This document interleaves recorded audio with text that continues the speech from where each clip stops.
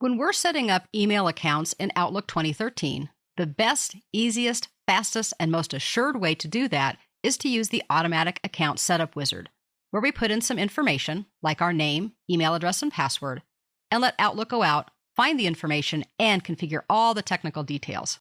If Outlook is unable to properly configure the account, and this could be for a variety of reasons, none of which are our fault, we may need to click the Back button and check the box at the bottom left corner of the wizard that says Manually Configure the Account.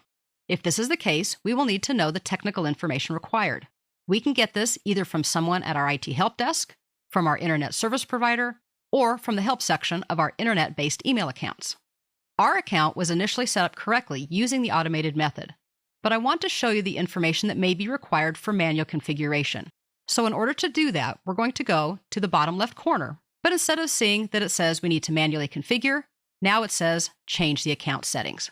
We can give that a click, and then move over to the bottom right and click or tap Next.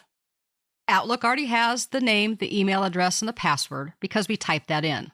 Even if we had not configured it all automatically, this information would still be kept, so we don't need to retype it. And that's kind of nice. But we also can now see some of the pieces of information that would be necessary if it wasn't able to be automatically set up. That would mean we'd need to know the account type, is it IMAP or POP3, the incoming mail server, and the outgoing mail server. We also need to know kind of a variation on our logon. At the first part of this wizard, it simply asks for our email address and our password. And now it has separated out our email address on the top with a username on the bottom. Generally, this is going to be the first part of our email address before the @ symbol. But technically, I suppose it could be different. This again may be where you need some help, if you're not sure what to put. We can have it remember the password. If we do this, we will not be prompted for the password every time we log on. And although some people would say that might be a security risk, I know that my computer in general is secure, and this is just one less thing that I have to do. So I like to have it remembered. We also might need to know if we require logon using Secure Password Authentication or SPA. If that is necessary, it should be mentioned in the instructions that you get from whichever source you're getting it from. Hopefully, you'll only need minimal information, and it will be readily available. But depending on your account specifics, there may be different types of information as we've seen here. But to save a lot of time, trial and error, and frustration, it's best if we need to manually configure the account to invest a little time on the front end, getting the information before we even start so we have everything we need. As far as POP3 and IMAP accounts go, that's really all there is to it.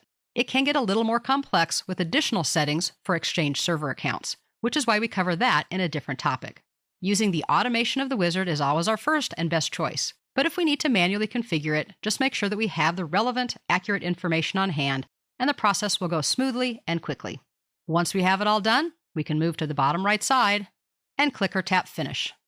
We should see that it's testing the account settings one more time. Once that's complete, we can click Close and click or tap Finish. Outlook should start itself if it wasn't started already.